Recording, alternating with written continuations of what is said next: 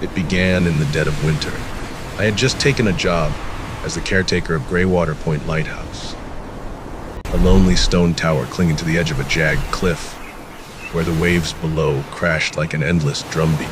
The previous keeper had retired suddenly, and the coastal authority needed anyone, to take over until spring. I thought I was ready for the isolation. The lighthouse stood miles from the nearest village, accessible only by a narrow, twisting road that was often blocked by snow or fog. The wind never truly stopped. It just shifted from a howl to a low, guttural moan that seeped through the cracks in the walls, but I told myself this would be peaceful. A quiet retreat from the chaos of the city. For the first few days, it was exactly that. My duties were simple: keep the lantern lit at night, maintain the machinery, log the weather, and report any passing ships. The rhythm of the ocean was hypnotic. I began to believe the stories I'd heard about lighthouse keepers, that solitude could be comforting, almost meditative. That illusion didn't last. It started on my fourth night. I was in the lantern room, polishing the glass, when the light flickered and went out.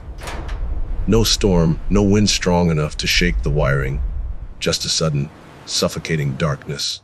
I fumbled for my flashlight, but before I could turn it on, the light blazed back to life. I tried to laugh it off. Old wiring, I thought. But the next night, it happened again, and again the night after that. Then came the footsteps. The lighthouse stairwell was a narrow spiral of rusted metal, every step echoing in the hollow tower. I knew the sound it made when I climbed it, a deep, ringing clank. But one night, while I was eating dinner in the keeper's quarters, I heard them coming from above me. Slow. Deliberate. I froze. No one else was supposed to be here.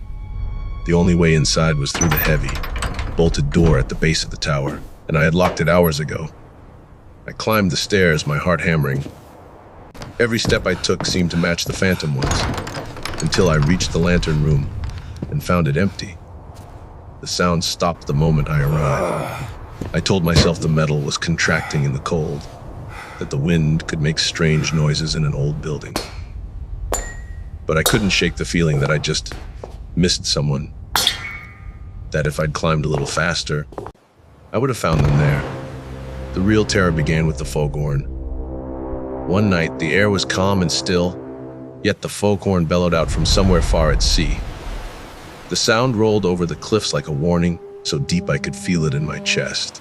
It sounded again and again, each blast followed by a long, unnatural silence. The logbook said no ships were scheduled to pass by, and the radar was clear.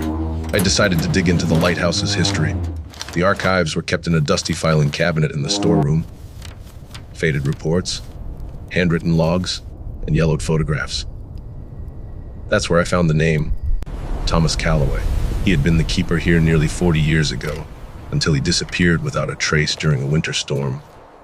The official story was vague, presumed lost at sea.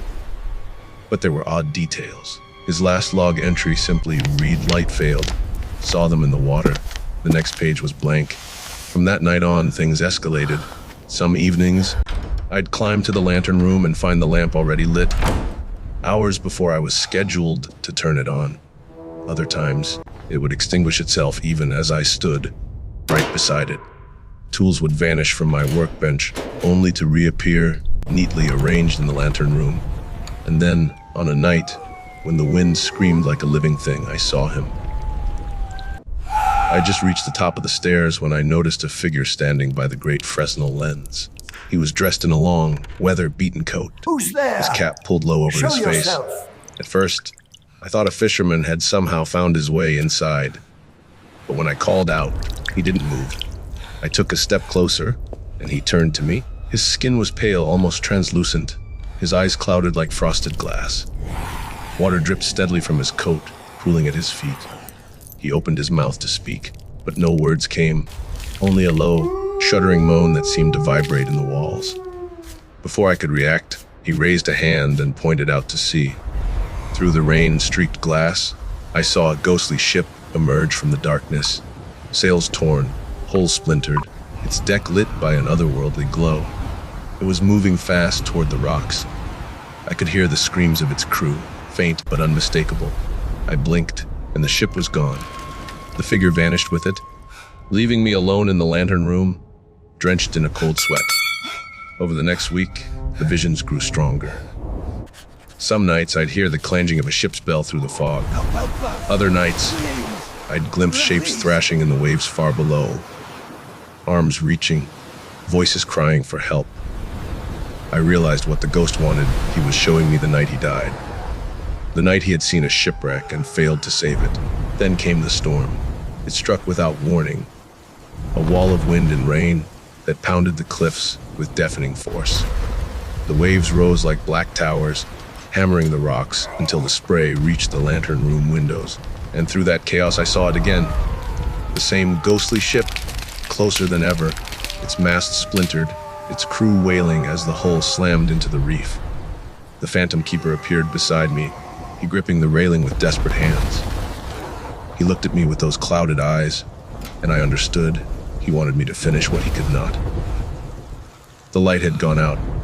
I fumbled with the controls, my hands slipping on the wet metal. Sparks flew, the gears groaned, but the lens remained dark. Below, the ghost ship teetered on the edge of destruction. I could have run. I could have hidden until the storm passed. But I stayed. With one final twist of the crank, the light roared to life, blinding, piercing the storm, sweeping across the bay. The ship's bow turned, narrowly avoiding the rocks. And then it was gone, swallowed by the night. When I turned back, the ghost was gone too. The storm ended just before dawn. The sea lay calm, the sky streaked with gold. But there was no sign of the ship, real or otherwise. I left Greywater Point the next day. The coastal authorities sent another keeper to take my place, but I never told them what happened. Sometimes, though, when the wind is just right, and the night is cold enough to freeze your breath, I think I can still hear that distant foghorn calling me back